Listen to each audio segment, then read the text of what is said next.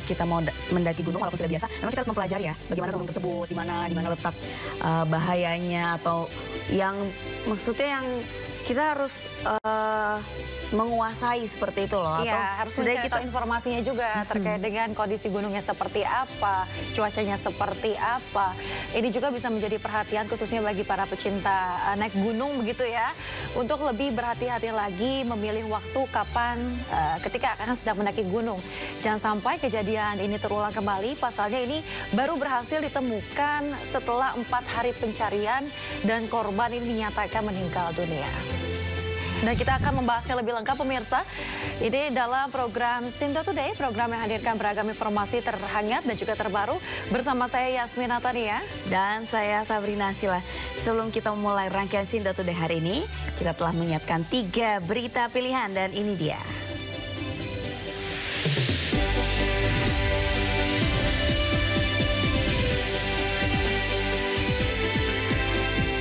Pendaki Brasil akhirnya dinyatakan tewas setelah ditemukan di jurang Gunung Rinjani.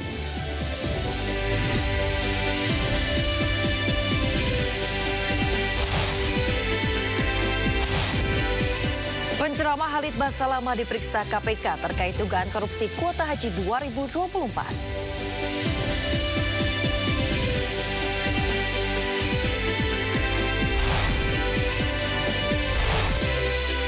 Sebanyak 29 WNI yang sempat terjebak konflik di Iran tiba dalam gelombang pertama di tanah air.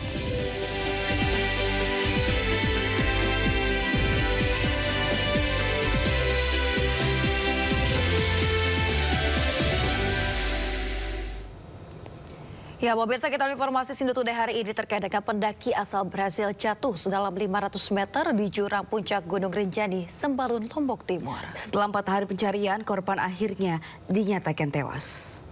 Ini untuk penandanya Pak, sudah bikin. Karena nggak ada batu, saya bikinkan dia dari adulis yang mati itu, sama kayu. Inilah titik lokasi terjatuhnya WNA asal Brasil, JDSP 27 tahun. Korban jatuh ke jurang sedalam 500 meter di sekitar Cemara Nunggal, arah menuju Segara, anak puncak Gunung Rinjani pada Sabtu 21 Juni lalu. Posisi korban terdeteksi melalui pantauan udara drone thermal. Selama 3 hari, petugas sempat kesulitan melakukan evakuasi karena medan yang terjal dan cuaca ekstrim. Petugas berjibaku melakukan proses evakuasi. 2 pendaki profesional diterjunkan ke jurang sedalam ratusan meter untuk menjangkau korban. Selain itu, 3 helikopter dari Basarnas dan TNI dikerahkan untuk melakukan proses evakuasi. Korban ditemukan kurang lebih di kedalaman 500 meter. Adapun kendala yang kami hadapi selama proses evakuasi ini antara lain medan yang ekstrim atau terjal dan cuaca yang kurang bersahabat seperti kabut yang tebal sehingga jarak pandang kita terbatas. Belum diketahui pasti kondisi korban, namun korban diduga telah meninggal dunia. Tim SAR gabungan masih melakukan proses evakuasi. Dari Lombok Timur, Ramli Nurawang melaporkan. Pemirsa, Menteri Pariwisata RI Widianti Putri Waradana buka suara terkait insiden jatuhnya pendaki asal Brasil Juliana Marins di Gunung Rinjani, Lombok, Nusa Tenggara Barat. Atas kejadian ini, Menpar menyampaikan duka mendalamnya dan berharap hal serupa tidak terjadi kembali. Salam sejahtera untuk kita. Pernyataan bela sungkawa diungkapkan Menpar Widianti Putri Wardana saat meninjau Taman Mini Indonesia Indah, Jakarta. Ia juga menyayangkan hal ini terjadi dan memerintahkan pihak terkait untuk menguatkan SOP bagi para pemanduan wisata ekstrim. Atas kejadian ini, Kemenpar menegaskan keselamatan wisatawan adalah prioritas utama dan berharap zero accident di seluruh destinasi wisata. Pemirsa, sebelumnya korban Juliana Marins melakukan pendakian di Gunung Rinjani, Nusa Tenggara Barat pada Sabtu 21 Juni 2025. Ia ditemani dengan pemandu lokal dan 5 pendaki lainnya. Diduga tergelincir, Juliana jatuh ke jurang yang sangat curam. Pertama-tama kami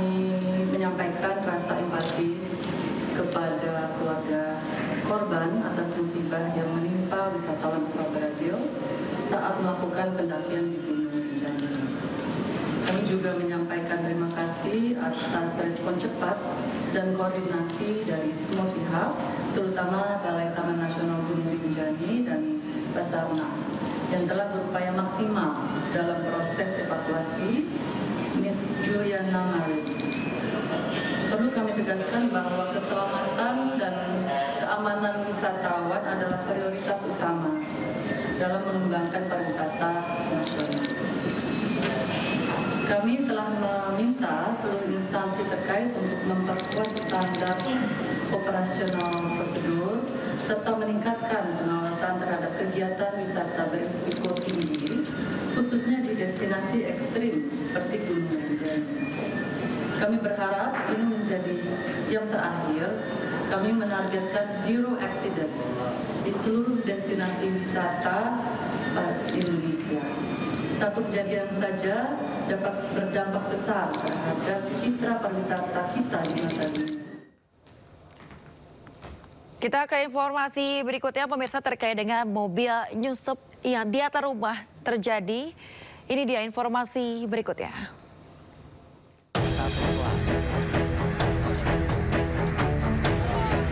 Sebuah mobil tiba-tiba nyungsep dan menghantam atap salah satu rumah warga yang berada di bawah lereng di Jalan Marta Dinata, Kelurahan Gunung Sari Ilir, Selasa sore. Pemilik rumah mengaku masih syok saat menceritakan detik-detik kejadian. Ia sedang berada di dalam rumah ketika suara benturan keras terdengar dari atas. Depan rumah, di teras lagi bagusin ini, boot. Tiba-tiba mobilnya meluncur dari atas, dari gereja. Dan kejadian ini saya nggak lihat, setelah jatuh baru saya lihat. Tapi keluarganya abang selamat semua? Keluarga selamat semua, puji Tuhan selamat semua. Kemudian kami naik, keluarkan evakuasi penumpangnya ada 3 orang. Semuanya puji Tuhan selamat semua. Menurut keterangan polisi, mobil tersebut ditumpangi 3 orang.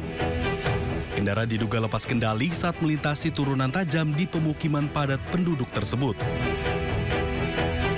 Untuk saat ini, setelah saya data, tidak ada korban. Tidak ada korban ya? Ya. Berapa orang di dalam mobil, Bang? Di dalam mobil ada 3 orang. Jadi yang sopir, semua wanita. Semua wanita ya? Cuma di dalam rumah tidak ada korban. Di dalam mobil ada 3 penumpang, semuanya selamat, tidak ada korban luka. Dugaan awal sopir tak bisa mengendalikan kendaraan di jalur menurun. Proses evakuasi dilakukan oleh sejumlah petugas gabungan bersama warga sekitar. Dengan menggunakan alat berat dan sistem tali untuk menarik mobil dari posisi menggantung di atas atap. Hingga malam hari, warga masih berkumpul menyaksikan proses evakuasi yang berjalan dramatis. Dari Balikpapan, Kalimantan Timur, Mukmin Aziz, iNews melaporkan.